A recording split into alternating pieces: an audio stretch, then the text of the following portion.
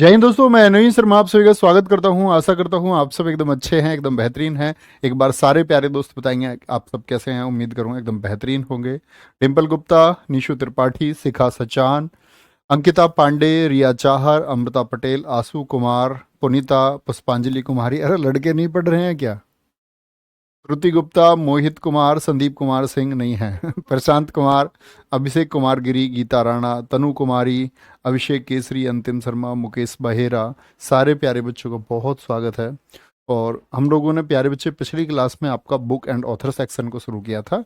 उसी क्लास को हम आगे बढ़ाएंगे, ठीक है? आगे आएंगे नेक्स्ट। तो प्राचीन पुस्तकों में चार पांच किताबें बची हुई हैं, पहले ये नोट करेंगे। काव्य मीमांसा किसकी है? राजशेखर की बुक है। गीत गोविंद किसकी बुक है? जयदेव की। और आज हमें बहुत सारी बुक कवर करनी है, तो थोड़ा तेज लिखना है ना, थोड़ा स्पीड से चलेंगे। ओके। राजतरंगिणी ये कल्हण की पुस्तक है। इसमें किसके बारे में पता चलता है? कश्मीर का इतिहास पता चलता है, ठीक है। रासमाला सोमेश्वर ने लिखी पुस्तक है। और शिशुपाल, शिशुपाल वध लिख लेना है इसमें। शिशुपाल वध पुस्तक किसकी है? शिशुपाल वध बुक के राइटर कौन है? तो वो माघ है। पहले लिखेंगे तब आगे चलेंगे, ठीक है।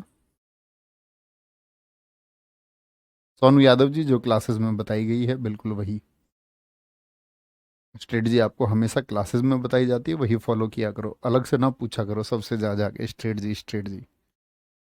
आगे चलें। लिख चुके। काव्य मीमांसा राजशेखर। हाथ रख के बोलना हमेशा, जब आपके पास नोट्स रहें तो ऐसे हाथ रख के बोलते हैं। गीत गोविंद जयदेव, राजतरंगिणी, कल्हण, रासमाला आपका सोमेश्वर, और शिशुपाल वध किसकी? माघ की। यही याद करने का एक बेहतरीन तरीका होता है। आगे चलेंगे। अब आएंगे प्यारे बच्चे दिल्ली सल्तनत की पुस्तकें। दिल्ली सल्तनत की पुस्तकें दरअसल में भारत पर प्यारे बच्चे विदेशियों ने आक्रमण किया। सबसे पहले अगर बात करते हैं, सबसे पहले भारत पर ईरानी आए थे, ठीक है। आक्रमणकारियों की अगर हम बात करें तो आपका क्या बोलोगे? ईरानी। ईरानियों के बाद कौन आए थे भारत पर आक्रमण करने? यूनानी, जो सिकंदर आया था। ईरानियों में डेमेट्रियस पहले आया था। डेमेट्रियस को हराया था सिकंदर ने भारत में आने से पहले, उर्वेला वॉर जिसको हम कहते हैं। तो इस तरह से फिर आए हिंद यवन शासक देश में। फिर विदेशियों का क्रम बता रहा हूं मैं आपको। फिर आए शक, फिर पहलव, फिर कुषाण, और इसके बाद में फिर अरबी आए। अरबियों में मोहम्मद बिन काशिम आया सन 711 में। मोहम्मद बिन काशिम आपका सिंध वाले क्षेत्र पर आपका कब्जा करके वापस चला जाता है। उसके लगभग अगर बात करें 200 वर्षों के बाद में एक आक्रमण होता है। 200 भी नहीं, 300 वर्ष कहेंगे ज़्यादा परफेक्ट होगा, 200 कुछ है। फिर आता है आपका गजनबी। तो गजनवी के बाद में आता है गोरी। तो गोरी भी यहाँ पर क्या करता है? एक थोड़े से वंश को स्थापित करने का प्रयास करता है, और उसका एक सेनापति ऐबक, वो भारत में गुलाम वंश की स्थापना करता है। यानी ऐबक से पहले जो रहे वो लूट कर जाते रहे, लूट कर जाते रहे। तो दिल्ली सल्तनत हम बोलते हैं जो गुलाम वंश है, गुलाम वंश है आपका। गुलाम वंश से लेकर के आपका जो लोधी वंश का समय है, जो लोधी डायनेस्टी थी, इसका जो पीरियड है, यानी कि सन 1206 से लेकर के और 1526 का जो पीरियड है, इसको हम दिल्ली सल्तनत कहते हैं।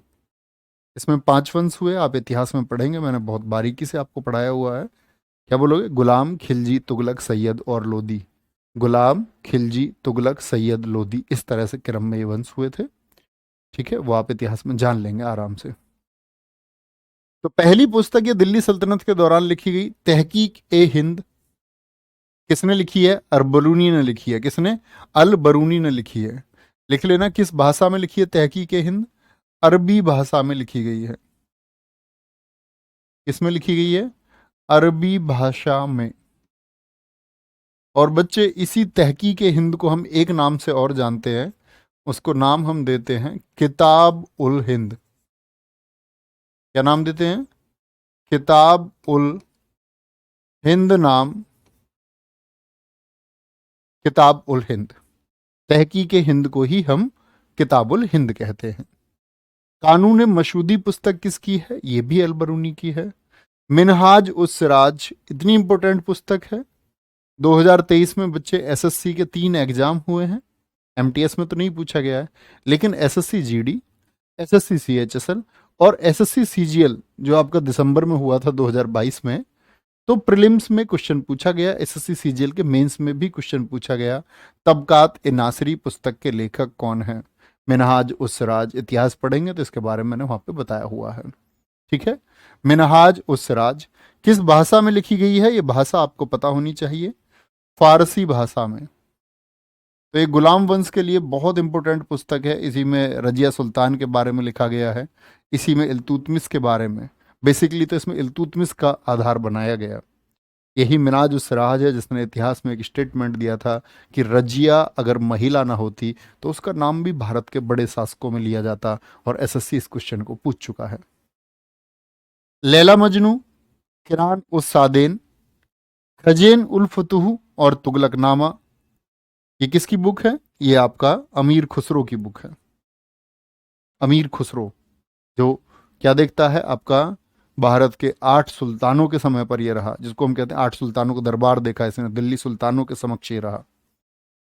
लैला मजनू तो एक प्रेम कहानी है, आप लोगों को पता होना चाहिए। एक अमीर बाप के बेटे की कहानी है, प्रेम कहानी। ठीक है, कैस की कहानी इसको बोलते हैं। तारीख ए फिरोजशाही किसकी पुस्तक है? जियाउद्दीन बर्नी की।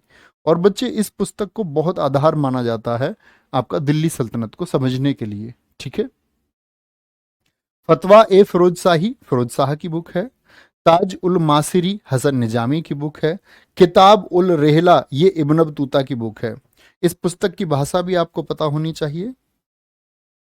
ये आप जब हिस्ट्री की क्लासेस मेरी पढ़ेंगे तो वहां ये सब का जिक्र आएगा। यहाँ आप सिर्फ नाम जान लीजिए, क्योंकि एक ही चीज को हम 4 जगह पढ़ें उसका कोई अर्थ नहीं है। इतिहास आप पढ़ेंगे वहां पर है किताबुल रेहला कि ये मोहम्मद बिन तुगलक के समय पर आया, इब्न बतूता मोरक्को से आया था। 1333 में इस पुस्तक को लिखता है, और जैसे ही पुस्तक पूर्ण होती है उसके बाद इसको 1342 में चीन का राजदूत बना करके भेज दिया जाता है मोहम्मद बिन तुगलक द्वारा।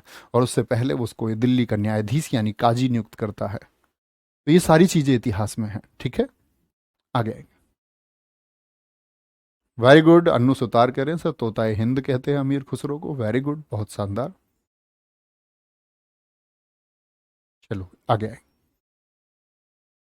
बहुत बढ़िया, वेरी गुड वेरी गुड। ये जो बहुत सारी बातें होती हैं आपको कॉलिंग टीम से जाननी चाहिए, उसके लिए कॉलिंग टीम होती है किसी भी इंस्टीट्यूट के पास में। सारी चीज़ें क्लास में नहीं बताई जा सकती हैं। रियली सॉरी जो भी बच्चे लीक से हट के क्वेश्चन पूछते हैं।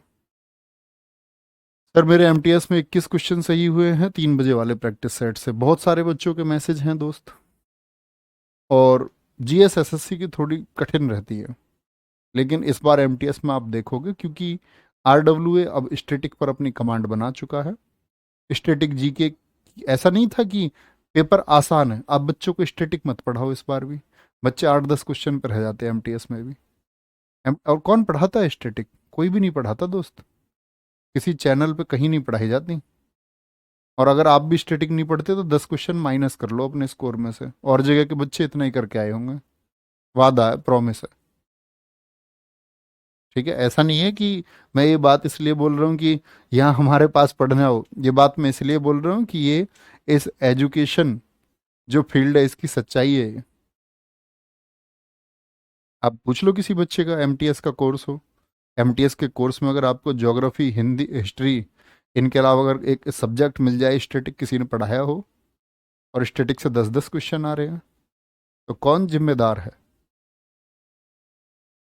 जिम्मेदारी तो होनी चाहिए ना, जिम्मेदारी लेनी चाहिए। आगे आएंगे, आगे आएंगे नेक्स्ट। कोई दिक्कत? सर फैजी इनके भाई थे। नहीं, फैजी किसके भाई थे? फैजी अभी कहाँ आ गया? अबुल फजल के भाई है फैजी। आगे आएंगे। मुगल कालीन पुस्तकें। अब मुगल काल कब से शुरू हुआ? जब बच्चे लोदी वंश का अंतिम शासक था, आप इतिहास में पढ़ेंगे, इब्राहिम लोदी को हरा करके बाबर ने मुगल वंश की स्थापना की। और मुगल वंश कब से कब तक रहा? 1526 से शुरू होकर के 1857 तक रहा। बस ये बीच में डिस्टर्ब रहा है। बीच में 15 वर्षों के लिए डिस्टर्ब रहा। बीच के 15 वर्ष, क्योंकि वो कौन से 15 वर्ष थे? वो थे 1540 से 55।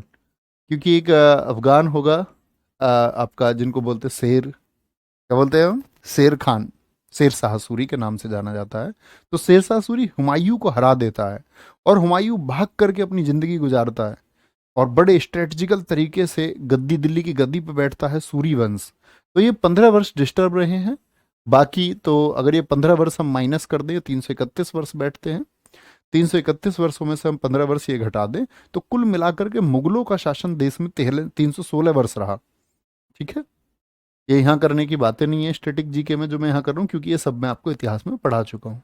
अब वो क्लासेस कर रहे होंगे तो उन बच्चों को पता होगा। ठीक है, बहुत बढ़िया। नेक्स्ट, तो इस दौरान लिखी गई पुस्तकें, बाबर ने बाबरनामा लिखी, तो जो कि बाबरी बहुत पूछी जाती है, क्योंकि बाबर चगताई बच्चे ट्राइब से संबंध रखता था, चगताई जनजाति से संबंध रखता था। तो चगताइयों की जो भाषा थी उसको हम बोलते थे चगताई तुर्क। क्या बोलेंगे? चगताई तुर्क। चगताई तुर्क लैंग्वेज में इसको लिखा गया है। चगताई तुर्क लैंग्वेज में इसको, चगताई तुर्क लैंग्वेज में इसको लिखा गया है। ठीक है, दीवार पुस्तक किसकी है? बाबर की है। खते बाबरी और मुवैयान, आप शायद एक पुस्तक के बारे में जानते होंगे, बाबरनामा। ये एसएससी पूछ चुका है, दीवार पुस्तक को भी पूछ चुकी है और मुवैयान पुस्तक को भी पूछ चुकी थे। ठीक है, हुमायूं नामा किसकी है? गुलबदन बेगम की है, बहुत पूछी जाती है। ठीक है, इसकी चचेरी बहन थी, इस पुस्तक को इसने लिखा, हुमायूं नामा को। और मुगल काल की जो पुस्तकें हैं, सबसे इंपॉर्टेंट बात, अगर इसको हम छोड़ दे चगताई तुर्क को, तो मैक्स ज्यादातर क्या, सभी किताबें फारसी भाषा में लिखी गई। किस भाषा में लिखी गई हैं? सभी फारसी भाषा में। क्योंकि मुगलों की बच्चे जो राजभाषा थी ना, जो इनकी ऑफिशियल लैंग्वेज थी, जो इनकी दरबार की भाषा थी, वो भी फारसी ही थी, इसीलिए फारसी में लिखा गया। ठीक है सर, ऑप्शन में तुर्की हो तो? केशव मिश्रा जी, ऐसा दिमाग लगाने को क्यों करते हो आप प्रयास? कुछ भी हो सकता है ऑप्शन में, तो उसका क्या मतलब? मैंने आपको बताया इस किताब की भाषा चगताई तुर्क है। ठीक है, यानी तुर्क के दौरान चगताई जनजाति मैंने आपको बताई है, और तुर्क क्षेत्र तो तुर्की। तो तुर्की लिख देगा तो सीधी सी बात है, तुर्की हमको चुनना होगा। ठीक है, अब ऐसा नहीं है कि इसका ये हो इसका ये हो, तो कुछ भी संभव है, ऐसे तो आ सकता है। तारीख ए शेर शाही, हुमायूं नामा की भाषा आप लिख सकते हैं, जिन बच्चों को नहीं पता हो, कि फारसी भाषा में, ये इंपॉर्टेंट है। किस लैंग्वेज में दोस्त? फारसी लैंग्वेज में। आगे आएंगे। तारीख ए शेर शाही, अब्बास खां सरवानी। क्योंकि देखो, ये शेर शाह कौन है? शेर शाह सूरी ने हराया हुमायूं को, और हुमायूं का बेटा है अकबर। अकबर को जब पता चला कि उसके बाप को भागने पर मजबूर कर दिया एक स्थानीय शासक ने, तो उसने बोला मैं उसके बारे में जानना चाहता हूं। तो अकबर के कहने पर यह किताब लिखी गई, अब्बास खां सरवानी ने लिखी है, तारीख ए शेर शाही। अकबरनामा, ये अकबर के समय पर ही अबुल फजल, अकबर के एक रतन थे 9 रत्नों में से, उन्होंने लिखा है। ठीक है, देखेंगे ध्यान से। मोहित कुमार जी, बहुत सारा प्यार भाई।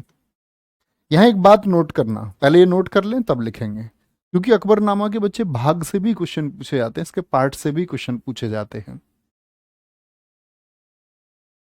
नहीं बच्चे, हिस्ट्री अपलोड है, मनीष कुमार सिंह, मैं हिस्ट्री की क्लास नहीं लूंगा। हिस्ट्री की आपके लिए रिकॉर्डेड क्लास अपलोड कर दी गई हैं। आप अपना एक टाइम टेबल बना के एक ग्रेजुएट छात्र की तरह उसको बांट लें, कितनी वीडियोज हैं, कितनी वीडियोज में कर सकता हूँ। ओके, बहुत बढ़िया। रिसु त्रिवेदी जी को ब्लॉक कर दिया जाए ताकि इनका कमेंट ना आ पाए। सर वोकाबुलरी याद नहीं हो पा रही है, सजेशन दीजिए। ये स्टैटिक जीके की क्लास में इंग्लिश का सजेशन चाह रहे हैं। कैसे तुम बोल सकते हो यार, ये याद नहीं होता वो याद नहीं होता है? बात नहीं करते खुद से?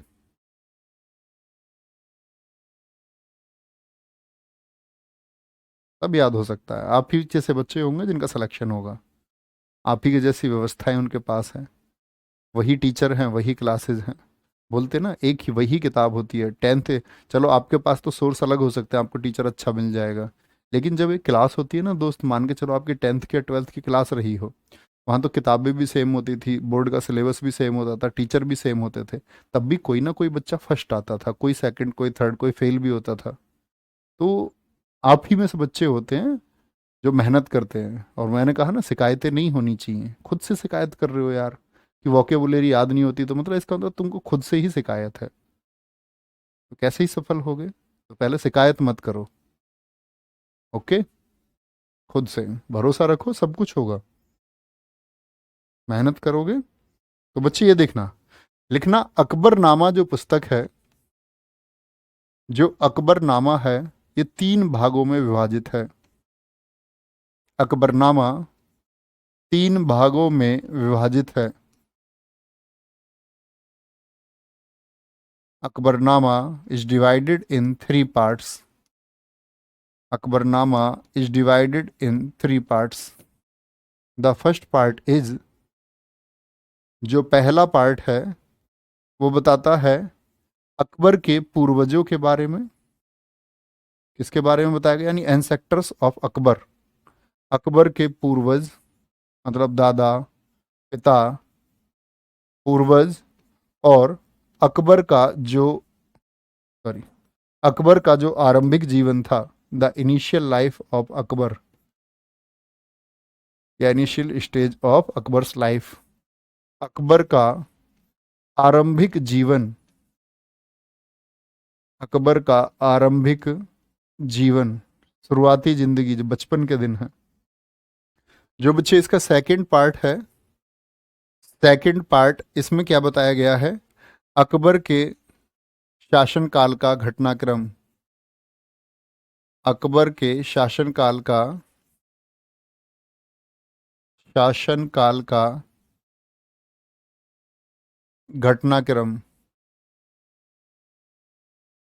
The incidents of Akbar's period.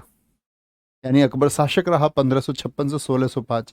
इसने, अकबर ने जो भी ट्रीटीज की, जो भी उसने आपका जीता, जो उसने वॉर किए, जो उसने आपका एक्सपेडिशन किए यानी अभियान किए, उन सब के बारे में है क्या? Second part. जो थर्ड पार्ट है, जो आपका इसका तीसरा भाग है, तीसरा भाग याद रख लेना, तीसरे भाग को इसे आईने अकबरी कहा जाता है।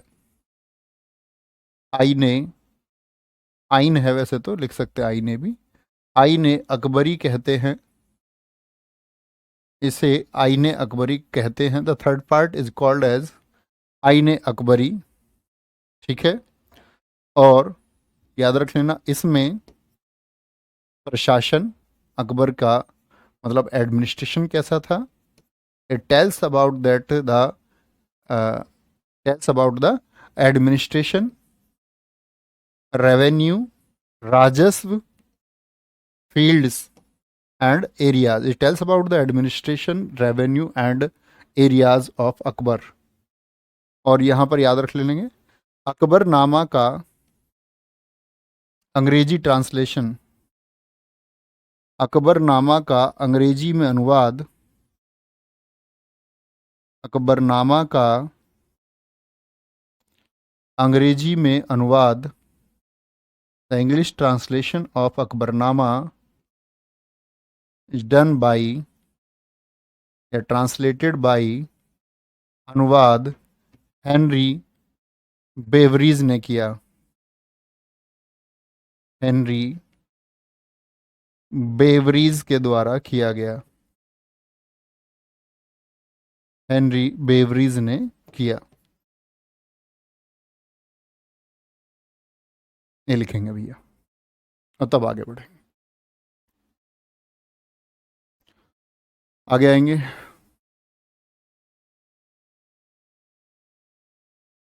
बोलेंगे भाई, बहुत शानदार। अरुण सक्सेना जी, माता जी के चरण स्पर्श, प्यारे दोस्त। यस शर्मा, ये आप इतिहास की क्लास में जानेंगे अकबर कैसे लड़ा था, कैसे नहीं लड़ा था। अच्छा, आप ये चाहते इतिहास की सारी चीज़ें मैं यहाँ भी बताऊँ और वो इतिहास की क्लास वहाँ ऐसे ही रहने दें? सर, आरंभ और प्रारंभ में क्या अंतर होता है? प्रियांशी वर्मा जी कह रही हैं। अच्छा क्वेश्चन है। आज तुम्हारे मन में सारे डाउट मैं तुम्हें सारे सॉल्व करने लग जाऊँ है। देखो ऐसा होता है, हमने किसी चीज को शुरू किया, जैसे आपने मन बनाया कि आप तैयारी शुरू करोगे, ये आरंभ है। आरंभ यानी शुरू कर दिया, लेकिन आप रुक गए 2 महीने, 4 महीने, 6 महीने, तो अब रुक चुके हो आप, यानी जो आरंभ आपने किया था वो रुक चुका है। फिर से आरंभ करना, पुनः आरंभ करना, ये प्रारंभ कहलाता है। फिर से जो स्टार्ट होता है, ठीक है, अगेन स्टार्ट जो होता है उसको हम बोलते हैं प्रारंभ। ठीक है, आगे चलेंगे जी। आईने अकबरी, मैंने बोला ये तीसरा पार्ट है, तो जाहिर सी बात है अबुल फजल के द्वारा ही लिखा गया होगा। ठीक है। फुतुहात ए आलमगीरी फुतुहात ए आलमगीरी, सोनू गुजर बरेली कह रहे हैं सर, उसकी ट्रिक नहीं बताई। ट्रिक क्या है? गुल खिले तुम सनम लो। अबे यार, ये ग्रेजुएशन के बच्चे हैं, ये ट्रिक नहीं पढ़ते। ट्रिक इतनी याद कर ली बहुत है स्टैटिक में, इसमें क्या ट्रिक याद करनी है? गुलाम खिलजी, तुगलक, सैयद लोधी। मैं आप लोगों को देखना चाहता हूँ कि आपकी इन फ्यूचर आप यहाँ से प्रमोट हों, सीजीएल से आगे भी आप जाएं, पीसीएस आप जाएं, यूपीएससी आप जाएं। आप, हर किसी के अंदर बराबर पोटेंशियल होता है, आप जा सकते हैं। आप ही में से छात्र जाएंगे, बिल्कुल जाएंगे। तो तुम ये ऐसे स्ट्रक्चर फॉलो मत करना, गुल खिले तो सनम लाओ जैसे मारे जाओगे। स्कैन टेक्निक इस्तेमाल करो, सबसे अच्छा है, कोई आवश्यकता नहीं है। आईने अकबरी, फतुहात ए आलमगीरी, ईश्वरदास नागर। मुंतखब उद तवारीख, अब्दुल कादिर बदायूनी की, अकबर के समय की रचना है। जहांगीरनामा, जहांगीर की। चार चमन पुस्तक एसएससी ने बहुत पूछी है, उम्मीद करता हूँ इस बार आपकी परीक्षा में आएगी। चार चमन पुस्तक, और जब मैं उम्मीद करता हूँ ना क्वेश्चन की, तो पता नहीं आ जाता है क्यों, इनर विल्ट ऐसा लगता है मुझे आएगा ये। चार चमन पुस्तक चंद्रभान की है, और ये शाहजहां के शासनकाल की। क्वेश्चन आपसे ये भी पूछा सकता है कि आपका मुगल काल के दौरान लिखी गई पुस्तक चार चमन किस शासक के शासनकाल के बारे में बताती है? तो शाहजहां के बारे में बताती है, चंद्रभान ब्राह्मण ने इसको लिखा था। मजम उल बहरीन और सीर अकबर, दारा शिकोह।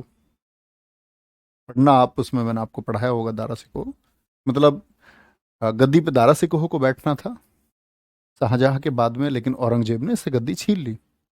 लेकिन इसको जो हिंदू धार्मिक शास्त्र थे उसमें बहुत रुचि थी दारा सिकोह को। तो जो उपनिषद हैं, 52 उपनिषदों को इसने ट्रांसलेशन किया फारसी में। ये उपनिषदों में इतना अच्छा ज्ञान है जो फारस या अरबियों को भी पढ़ना चाहिए, ये दुनिया के कोने कोने तक जाना चाहिए, लेकिन वो लोग हिंदी या संस्कृत में नहीं पढ़ सकते थे। तो इसीलिए इसने ये उपनिषदों का ट्रांसलेशन किया है सीर ए अकबर नाम से। ठीक है, बहुत बढ़िया जी,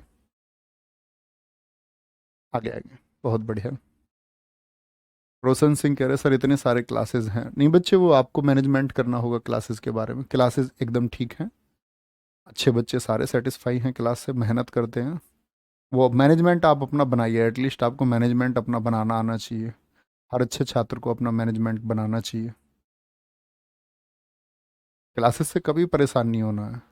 और आपको लगता है कि कम क्लासेस में आप सिलेक्शन ले लेंगे, तो नहीं, ऐसा पॉसिबल नहीं है कि भाई 2 4 क्लास ही चलें, 2 क्लास और मैं सिलेक्शन ले लूँगा, नहीं। पढ़ना तो पड़ेगा भाई, बहुत मेहनत करनी पड़ेगी। ठीक है, नहाओ खाओ और सो, नहाओ खाओ सो, और बाकी इस टाइम को रिजर्व कर लो। सोने के घंटे जैसे आपको बताया जाता है, कोई कहता है दिन में पढ़ो रात को पढ़ो, ये सब प्रिंसिपल्स काम नहीं करते हैं। हाँ, रात को सोना दिन के सोने की अपेक्षा ज़्यादा अच्छा है अगर तुलना करें तो। लेकिन आप सोएं कितने घंटे, जैसे कोई बोलेगा 6 घंटे, कोई 5 घंटे, ये बच्चे अलग अलग आपकी फिजिकल कंडीशंस पर डिपेंड करता है, आपका शारीरिक स्वास्थ्य कैसा है। आप फिट एंड हेल्दी हैं, आप अगर योगाभ्यास करते हैं, या आप ध्यान लगाते हैं 10 5 मिनट 15 मिनट, या आप 10 15 मिनट योगा करते हैं, या आप 10 15 20 मिनट एक्सरसाइज करते हैं, तो एनफ है आपके लिए। ठीक है, 5 साढ़े 5 घंटे की नींद भी एनफ है, आप लेट कर पढ़ सकते हैं, वो आराम भी नींद में ही काउंट होता है। कभी आप 7 घंटे सो जाइए, कोई दिक्कत थोड़ी है, कभी 5 सो जाओ, बाकी तो पढ़ो ना आगे आएंगे, नेक्स्ट। स्वतंत्रता संग्राम के समय की पुस्तकें। यानी कि जब स्वतंत्रता संग्राम चला देश में तो उस दौरान की पुस्तक है। सत्यार्थ प्रकाश दयानंद सरस्वती जी की पुस्तक है। दयानंद सरस्वती जी के बारे में आपको पता होना चाहिए, आपका वो मैंने इतिहास में आपको पढ़ाया है। 1875 में इन्होंने आर्य समाज की स्थापना की थी और 1875 में ही इन्होंने बुक लिखी थी। 1875 में 1875 में हिंदी में लिखी, क्या बोलोगे?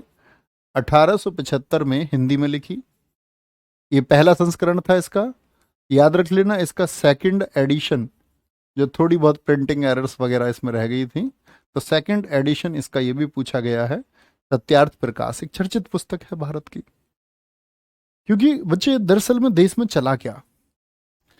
1875 का पीरियड आप समझ सकते हैं, ये गुलामी का पीरियड था, भारत स्वाधीन नहीं था।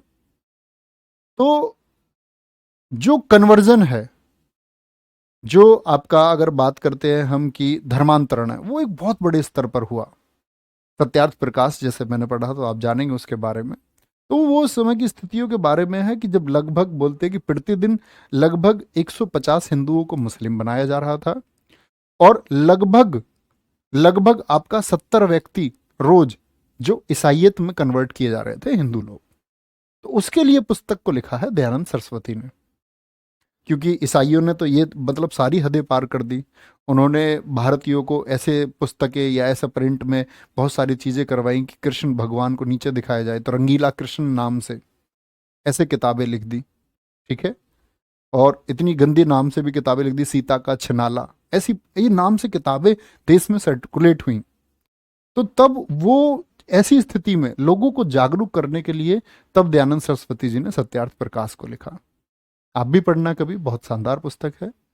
गीतांजलि गोरा ये रविंद्रनाथ टैगोर ने लिखी हैं और इनकी अदर बुक्स हैं जो पूछी जाती हैं, ठीक है। आगे आएंगे। Post master, the post office, stray birds, vocation, Kabuliwala, Chokher वाली। बहुत बढ़िया, वेरी गुड, बहुत शानदार। प्रियांशी वर्मा कह रही है सर आपने द केरला स्टोरी देखी? नहीं, मैंने अभी नहीं देखी। मैं ये कहता हूँ कि वो उन सबको देखना चाहिए जो उस चीज़ के बारे में नहीं जानते हैं, और शायद मैं वहाँ की एक एक स्थिति से अवेयर हूँ, वो मैं जानता हूँ। जो एक मूवी में दिखाया गया होगा उससे कहीं ज़्यादा उसके बारे में मैंने जाना है। तो जिन जो नहीं जानते हैं उनको जानना चाहिए, ज़रूर देख लेना चाहिए, ठीक है। Post master, the post office, stray birds, vocation, Kabuliwala, Chokher Bali, sepoy mutiny, RC Majumdar, important book है। दरअसल में 1857 का संग्राम हुआ और अंग्रेजों के खिलाफ एक सबसे बड़ा संघर्ष था। उस समय बच्चे देश में हिंदू मुसलमान का बीज नहीं था। 1857 के संग्राम में हिंदू और मुसलमान एक साथ लड़े और अंग्रेजी शासन को हिला दिया। मतलब एक सेंट्रल लीडरशिप नहीं थी, एक केंद्रीय नेतृत्व नहीं था, फिर भी अंग्रेजों को हिला दिया क्योंकि हिंदू और मुसलमान साथ थे। तब ये सांप्रदायिक चीजें नहीं थी। ये सांप्रदायिक चीजें कब से आनी शुरू हुई, ये हिंदू मुसलमान कब से आना शुरू हुआ? तो हिंदू मुसलमान आना शुरू हुआ आपका जब भारत आजाद होने वाला था उससे पहले। यानी बंगाल विभाजन अंग्रेजों ने इसीलिए किया कि भारतीयों को हिंदू और मुसलमानों में बांट सके, और वो कामयाब भी हुए, आज तक वो चलता है। हिंदू मुसलमान बांटा, अब भारत पाकिस्तान बांटा। आप अगर ये पढ़ोगे कभी, बहुत आप रिसर्च करोगे कि जो बांटा गया था भारत और पाकिस्तान को हिंदू और मुसलमान के लिए, क्या उसका कोई फायदा किसी हिंदू को हुआ या किसी मुसलमान को हुआ सच में? तो वो रिसर्च आप करेंगे, आप पाएंगे शून्य रिजल्ट उसके मिलते हैं कि अफरा तफरी में जो जून 1948 में देश आजाद होना था, उसको इतनी जल्दी आजाद किया गया 15 अगस्त 1947 में। यानी कि अगर हम बात करें 4 और शायद 10 महीने पहले जो हड़बड़ी की गई, क्योंकि उस समय के नेताओं को इतनी हड़बड़ी थी क्योंकि वो बूढ़े नेता हो रहे थे। बूढ़े नेता, जिन्ना बहुत जल्दी थी, बूढ़ा आदमी 71 साल, वल्लभ भाई पटेल बूढ़े हो रहे थे, नेहरू जी खुद 60 साल के हो चुके थे, वल्लभ भाई पटेल 70 साल के लगभग हो चुके थे। तो ये 1857 का जो संग्राम है, इसने अंग्रेजी शासन को जब हिला दिया, तो क्या बोला ब्रिटिशियर सरकार ने उस समय की कि इसके ऊपर एक इतिहास लिखा जाए और उसको मॉडिफाइड किया जाए, ताकि लोगों में ये मैसेज ना पहुंचे कि हिंदू और मुसलमान एक साथ थे। तो आरसी मजूमदार को अपॉइंट किया गया, लेकिन आरसी मजूमदार ने झूठ लिखने से मना कर दिया। इन लोगों को बोलते लेखक। ये शानदार लोग हैं जो झूठ ना लिखे। तो फिर ऐसे एक क्वेश्चन पूछा जाता है, 1857 के संग्राम का 1857 के संग्राम का सरकारी इतिहासकार कौन है? सरकारी इतिहासकार कौन है? तो ये जिम्मेदारी फिर इनको दी गई थी, और सरकारी इतिहासकार थे इसके कौन? Doctor S N Sen. Doctor S N Sen. ठीक है। फिर इन्होंने तो बेचारे ने, आरसी मजूमदार ने जो लिखा, वो तो 110 साल बाद पब्लिश हो पाया, 1957 में पब्लिश हो पाया जो इन्होंने लिखा। ठीक है, आगे आएंगे।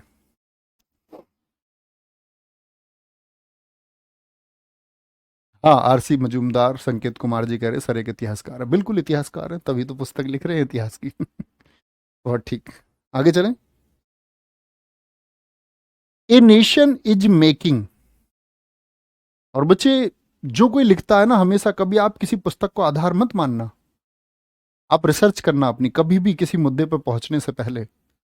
ऐसा नहीं कि कहीं आपने पढ़ लिया कि गांधी को गोडसे ने क्यों मारा, तो जो नाथुराम गोडसे के पक्ष के लेखक हैं वो उनको सही ठहराएंगे और वो बताएंगे। एक पक्ष ऐसा होगा जो बताएगा कि ये देश के लिए एक बहुत बड़ा नुकसान हुआ और वो कैसे लोग थे और गांधी जी क्यों मारा, तो वो गांधी जी वाले पक्ष को ठीक ठहराएंगे। तो लेखक का भी अपना एक पक्ष होता है। लेखक, आपको कैसे पता चले कौन सा निष्पक्ष है? तो इसमें किसी एक टॉपिक पे जब आप काफी पढ़ेंगे, तब आपको ये ज्ञान हो पाएगा कि किस लेखक का पक्ष क्या था। बहुत सारे पुस्तकों में निराधार बातें, ऐसी एजम्पशंस लिख दिए गए हैं मान के, क्योंकि किसी भी इतिहास की सार्थकता पता चलती है बच्चे आने वाले समय में, 20, 30, 40 सालों के बाद में। जैसे कांग्रेस के बहुत सारे चिट्ठे आज चलते हैं। नटवर सिंह ने एक किताब लिखी, one life is not enough, क्योंकि वो आपका नेहरू जी के साथ भी रहे, इंदिरा गांधी के साथ भी रहे, सोनिया गांधी के साथ भी रहे, तो उनको पता था सब कुछ, तो लिख दिया सब कुछ। तो कोई भी इतिहास एक समय के बाद ही निकल के आ पाता है। आगे देखेंगे। A nation is making, Surendranath Banerjee. The Indian war of independence, Vinayak Damodar Savarkar. VD Savarkar बहुत चर्चित चेहरा है देश का, विवादित चेहरा भी है। विवादित इसलिए हैं क्योंकि जब ये आपका अंग्रेज अधिकारियों की हत्या, जैक्सन आदि की हत्या के मामले में जब इनको काले पानी की सजा हुई, तो इन्होंने माफीनामा लिखा कि अंग्रेजी सरकार के खिलाफ कभी कोई एक्टिविटी नहीं करेंगे। तो एक तो उसके लिए मांगते हैं लोग कि एक तो इन्होंने अंग्रेजी सरकार से माफी मांगी, और लोग कहते हैं कि अंग्रेजों के द्वारा इनको पेंशन थी, अकेले पेंशनर थे। लोग ये भी कहते हैं कि ये अंग्रेजों के एजेंट थे। तीसरा जो पक्ष आता है, गांधी जी की हत्या जब हुई तो उसमें हालांकि बाद में इनको क्लीन चिट दी गई उस मामले में। ठीक है। तो 1966 तक का इनका जीवन बड़ा विवादित रहा, गांधी जी की हत्या के मामले में इनका नाम आया। लेकिन देश का एक पक्ष ऐसा है जो इनको राष्ट्रभक्त मानता है। एक पक्ष तो ये हो गया जिसके नेगेटिव इमेज। एक पक्ष मानता है कि जो आरएसएस वाला पक्ष है, क्योंकि डॉक्टर हेडगेवार जो आरएसएस के संस्थापक रहे, उसके बाद में जो मुख्य कमांड रही, और वीडी सावरकर और नाथुराम गोडसे लगभग इन्हीं के सचिव रहे। एक पक्ष सही ठहराता है उनकी गतिविधियों की, गांधी जी के जो एक्शंस थे ये गलत एक्शंस थे, उन्हीं का बदला नाथुराम गोडसे ने लिया। नील दर्पण, दीनबंधु मित्र, यंग इंडिया, महात्मा मोहनदास करमचंद गांधी लिखे हुए हैं। देखो, यंग इंडिया में कभी कंफ्यूज नहीं होना। यंग इंडिया से नाम लाला लाजपत राय का भी आता है। अगर विकल्प कभी मोहनदास करमचंद गांधी ना मिलके लाला लाजपत राय रहे, तो आप लिखना लाला लाजपत राय। क्योंकि जब कांग्रेस की स्थापना हुई, उसके बारे में मैंने इतिहास में बहुत अच्छे से वर्णन किया है कि कांग्रेस की जब स्थापना हुई तो उन्होंने बताया, लाला लाजपत राय ने अपने पत्र यंग इंडिया में, कि ये अंग्रेजों के द्वारा ही स्थापित किया गया एक संगठन है जो उनके लिए एक सेफ्टी वॉल्व का काम करेगा। Young India.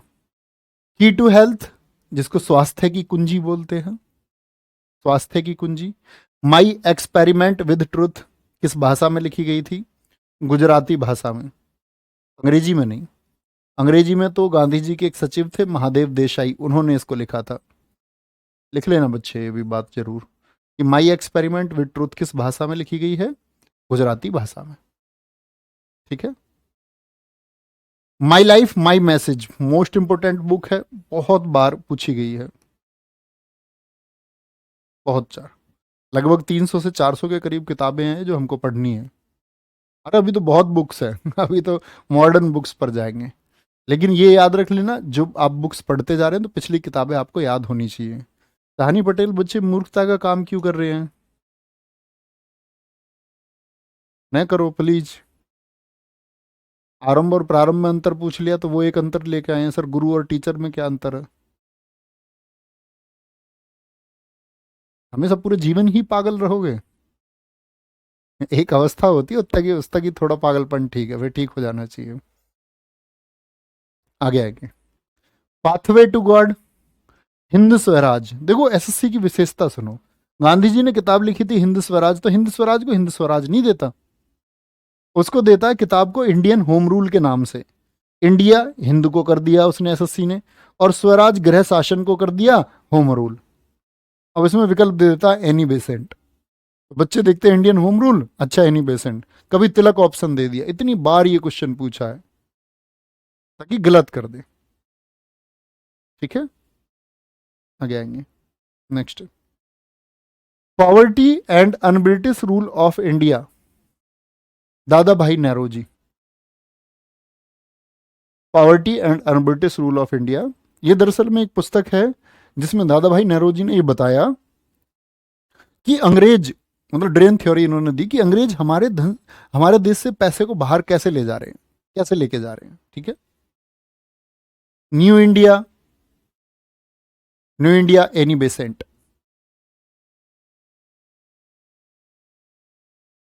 क्या बोलोगे? New India Annie Besant. History of Hindu chemistry, history of Hindu chemistry, ये पीसी रॉय। पाथेर दाबी पुस्तक के लेखक अवनींद्रनाथ टैगोर। सोवियत एशिया, ये पंडित नेहरू की बुक है। फटाफट से लिखेंगे तब आगे बढ़ेंगे। थैंक यू देवेश, बहुत सारा thank you. My life my music, लाडला प्रजापति, बहुत शानदार रविशंकर की है। माई लाइफ माई मिशन, हाँ ये भी आपको पता होना चाहिए, लाडला प्रजापति ने एक पुस्तक लिखी है माई लाइफ माई मिशन। ये माई लाइफ वाली जितनी किताबें हैं बहुत इंपॉर्टेंट है। माई लाइफ माई मिशन, ये स्वामी रामदेव की बुक है बच्चे। और मैंने आपको बताई थी माई लाइफ माई म्यूजिक, जरा बताएं किसकी है? सबका आंसर आना चाहिए, पंडित रविशंकर, पंडित रविशंकर की। बहुत बढ़िया देवेश जी, बहुत स्वागत है दोस्त। आगे चलेंगे। Ankit Kumar Yadav ji, love you. आगे आएंगे। विदर इंडिया, रविंद्रनाथ टैगोर। अब आंखें बंद करके सोचो, चौखेर वाली मैंने आपको बताई थी इनकी, गोरा, गीतांजलि, ये सब इंपॉर्टेंट बुक्स है। Letters from Russia, Rabindranath Tagore. India wins freedom, बहुत पूछी जाती है, Abul Kalam Azad. India unrest, Valentine's role. Problem of the east, problem of the east, ये वही करजन है जिसने भारत को बांटा, यानी कि बंगाल को बांटा, और जिस काम को ये करना चाहते थे, भारत में हिंदू मुसलमान वाली भावना को जन्म देना, उसमें ये कामयाब हुए थे। ठीक है। अभिषेक पांडे जी कह रहे सर मैं पीडीएफ से लिख लेता हूँ, सही है, कोई दिक्कत नहीं है, जैसे आपको सूटेबल है ऐसे आप पढ़ाई कर सकते हैं अपनी।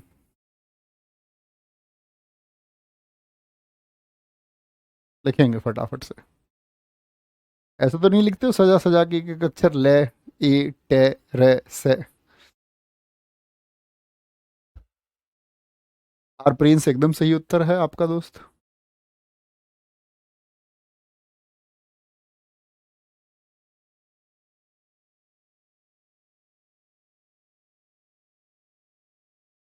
इतने कार्टून कार्टून बच्चों के इसमें लिखे रहते हैं ना मैसेज। मतलब ऐसे नहीं है कि आंसर देने का मन करता है लेकिन नहीं दे पाते बहुत सारे। कुछ कार्टून बच्चे होते हैं, मैं ये सोचता हूँ कि ये बच्चे कब मैच्योर होंगे। और बगैर मैच्योर हुए सिलेक्शन नहीं हो सकता दोस्त, ये भी बात तय है। वो होना पड़ेगा, तुमको सिलेक्शन लेना है तो मैच्योरिटी लानी पड़ेगी। सीरियस होना पड़ेगा पढ़ाई के लिए।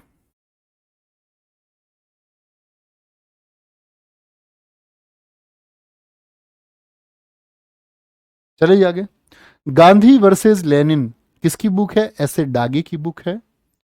वह है सोशलिज्म, जयप्रकाश नारायण की बुक है। अभी तो किताबों में हमको क्रिकेट की किताबें पढ़नी है, फेमस पर्सनालिटीज की किताबें पढ़नी है, जो सेलिब्रिटीज है उनकी किताबें पढ़नी है हमको, है ना? ठीक है।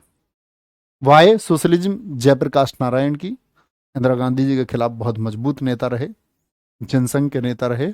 Philosophy of the bomb, Bhagwati चरण वोहरा। हम ना के बराबर जानते हैं इनके बारे में। दरअसल में ये भगत सिंह जी के साथी थे। और अगर आप देखोगे ना, इनका जो काम है इतिहास में वो बहुत शानदार है। मैं जिक्र करूंगा इनका हिस्ट्री पढ़ाते समय, और उन चीज़ों को मैंने बहुत उजागर किया है जो छुपा हुआ है। भगवती चरण वोहरा, मतलब अंग्रेजी सरकार इनको गिरफ्तार नहीं कर पाई थी। एक बॉम्ब के मतलब प्रयास में ही, बॉम्ब बनाते थे, बॉम्ब बनाना सिखाते थे क्रांतिकारियों को, बॉम्ब फटने से ही इनकी मौत हुई। इनकी वाइफ थी दुर्गा भाभी। दुर्गा भाभी के नाम से जानते थे क्रांतिकारी। तो उनके उनको इतना मतलब लज्जित किया गया, क्योंकि इनके घर कोई ना कोई आता जाता रहता था। तो उनके चरित्र पर सवाल उठा दिया लोगों ने उस समय कि ये दुर्गा नाम की जो औरत है, इसका ये चरित्रहीन है। ये ऐसे नहीं है, ये अमीर लोग थे, लेकिन इन्होंने अपना सारा पैसा, घर, सब कुछ, लाखों रुपए का उस समय बैंक बैलेंस इनके पास था, वो सब इन्होंने क्रांतिकारियों की सेवा के नाम किया। और जो दुर्गा भाभी है वो पूरे देश में, क्योंकि कुछ ये लोग तो चिन्हित लोग थे, इनको तो अंडरग्राउंड रहना पड़ता था, ये पूरे देश में पिस्टल, कहीं राइफल, कहीं बम की जरूरत है पहुंचाती थी। गण देवता तारा शंकर बंदोपाध्याय। इंडियन मुसलमान पुस्तक किसकी है? ये हंटर की है। आगे आएंगे। इंपोर्टेंट बुक है द इंडियन स्ट्रगल। एसएससी बहुत पूछती है, पिछले 4-5 सालों में कई बार पूछा है। चलो नेक्स्ट है लाडला प्रजापति, और मेरे सेलिब्रिटी आप हो भाई। तो ये हमारा सेम सेम है। सर बैच बंद होने नहीं बच्चे, बैच 1 साल तक रहेगा पूरा। पूरा 1 साल रहेगा जब से आपने इसको परचेज किया है। इंडियन मतलब परीक्षा होने के वो 1 साल, मतलब पूरा उसकी 1 साल की वैलिडिटी है, एग्जाम हो ना हो।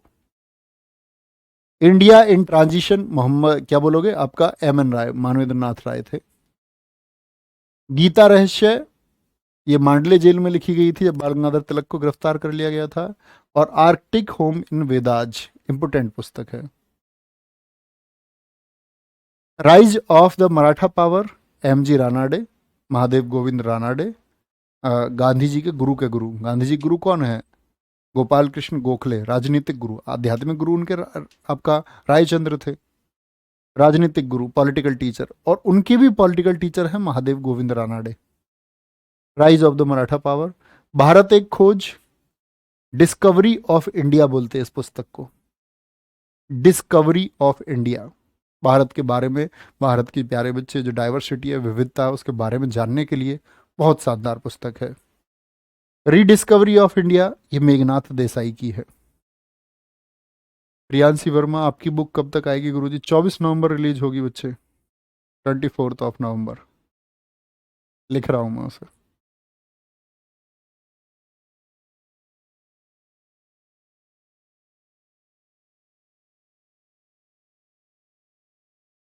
भारत एक खोज, Jawaharlal Nehru, discovery of India. Rediscovery of India, ये मेघनाथ देसाई की है। मेघनाथ देसाई की। आगे आएंगे।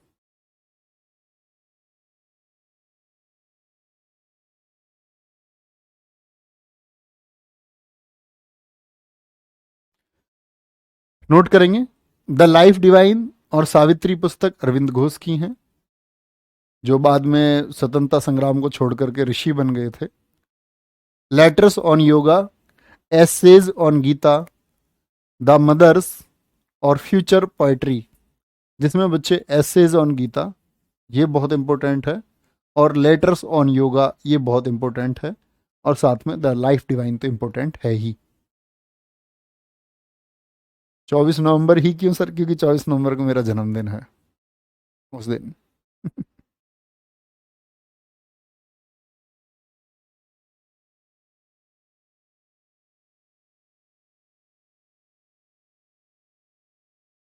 सर इतना सफिशियंट है सर? खुद से कितना एफर्ट लगाया? खुद से कोई एफर्ट लगाने की जरूरत नहीं है प्रियंका बच्चू। प्रॉमिस टू यू, आपको खुद से कुछ एफर्ट नहीं लगाना, आपको सिर्फ मेरे साथ बने रहना है। प्रैक्टिस सेशन आएगा, मैंने 3 बजे का बोला कि आप उसे ज्वाइन कर सकते हो। जरूरी नहीं है लाइव ज्वाइन करो, कभी भी मतलब आप देख सकते हो, लाइव देख सकते हो, लाइव देखें। आपको कोई एफर्ट लगाने की जरूरत नहीं। आज तक तो किसी बच्चे को नहीं पड़ी है, क्योंकि हम जो कर रहे हैं वो सबसे बेहतरीन है। आपको कहीं कोई एफर्ट नहीं लगाना, प्रॉमिस। बुद्धा और कार्ल मार्क्स बुक किसकी है? भीमराव अम्बेडकर जी की। ऐसा नहीं है इनकी और पुस्तकें नहीं आएंगी, अभी आएंगी। जैसे मूक नायक बुक जो है आपका, ये सब आएंगी। One life is not enough, ये नटवर सिंह की बुक है। ठीक है, ये हम चल रहे हैं टाइम पे, जो एक टाइम पे पुस्तकें लिखी गई हैं। One life is not enough, ये कांग्रेस को उजागर करती पुस्तक है। अनहैप्पी इंडिया, लाला लाजपत राय, जिसको कई बार अनहैप्पी का मतलब दुखी भारत के नाम से भी पूछा है। ठीक है, दुखी भारत के नाम से लिख लेंगे, और थम्स अप कर दिया करो, लिख के बता दिया करो कि भैया हाँ ठीक है। अभी से हैप्पी बर्थडे का क्या मतलब है? ठीक है, बिल्कुल। मानसी टायर 2 के लिए भी बहुत इंपॉर्टेंट है बच्चे।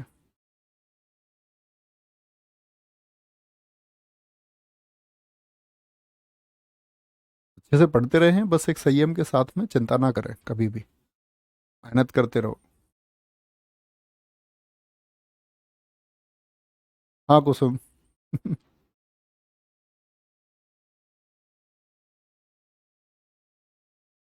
चलें जी, नेक्स्ट है बंदी जीवन, सचिंद्र सान्याल हैं। भारतीय गृह शासन, ये मैंने अभी मत, ये मत लिखना, अभी बता दिया मैंने आपको, इंडियन होम रूल नाम से पूछी जाती है। India divided, Rajendra Prasad. Glimpse of the world history, Pandit Nehru की बहुत इंपॉर्टेंट बुक है। Glimpse of the world history. The scope of happiness, Vijay Lakshmi Pandit. और नेशन वॉइस, ये राधा कृष्णन की है। चलो भाई, आराम से नोट करेंगे। बंदी जीवन, और हमेशा कैसे याद करना है? किताब को लेफ्ट पे लिखो, राइटर को राइट पे लिखो आप अपनी कॉपी में हमेशा, और ऐसे हाथ रख के बोला करो। ठीक है? ठीक है अरुण। चलो, एक दो स्लाइड और लिखेंगे बस, फिर लास्ट करेंगे। बंदी जीवन एक आपके क्रांतिकारी हैं, Sachindra Sanyal. India divided, Rajendra Prasad. Glimpses of the world history, Pandit Nehru. The scope of happiness, Vijay Lakshmi Pandit. और नेशन वॉइस, ये सर्वपल्ली राधाकृष्णन है। ठीक है, इसको टाइम दिया करो सब्जेक्ट को। आप देख रहे हो ना कितना क्वेश्चन आते हैं इससे, कितना रेशियो बनता है। The bunch of the old letters, मतलब बंच बोलते हैं ना गुच्छे को, बहुत सारे पत्र इकट्ठे एक साथ में ग्रुप में। नेहरू जी ने जो इंदिरा गांधी जी के नाम पत्र लिखे वो हैं ये। द बंच ऑफ द उनको बोलते हैं हम letters from a father to a daughter, वो भी कहते हैं। The three mistakes in my life, Chetan Bhagat की बुक है। 400 डेज, 5 पॉइंट समवन और हाफ गर्लफ्रेंड, यही पुस्तकें याद रखनी है। एक और याद कर सकते हैं, तो बहुत सारी पुस्तकें इनकी। रिवॉल्यूशन 2020, आपके लिए जो महत्वपूर्ण है वो ये है। The girl in the room, ये वो बहुत सारी किताबें लिखी हैं। सबसे ज़्यादा इंपॉर्टेंट है 400 days. Three mistakes in my life पर एक मूवी बनी है, आपने देखी हो, अ, सुशांत राजपूत थे इसमें, काय पोचे। तो बहुत सारी मूवी बनी है इनके, नोवेल बहुत चर्चित रहते हैं। काय पोचे मूवी इस पर बनी है। जैसे 5 पॉइंट समवन है, इसमें हर स्टूडेंट ने देखी होगी, 3 इडियट्स मूवी, वो इस नोवेल से बनाई गई है। 5 पॉइंट समवन से। ठीक है, हमेशा आशीर्वाद है ऋतिक, बहुत अच्छा करके आए। ए ट्रेन टू पाकिस्तान, ये किसकी है? खुशवंत राजन की है। ए ट्रेन टू पाकिस्तान, प्रतीक मौर्य। लिखेंगे आराम से, इसमें यार लिख लेंगे बच्चे।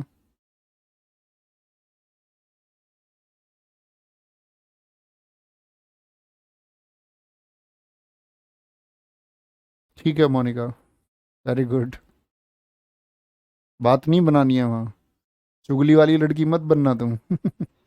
अच्छे स्टूडेंट बनना, बहुत बढ़िया है, ग्रुप स्टडी अच्छी होती है।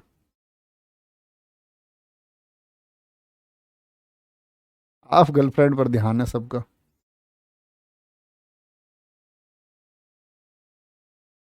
तो अपनी मानसिकता से गुजरोगे नहीं है।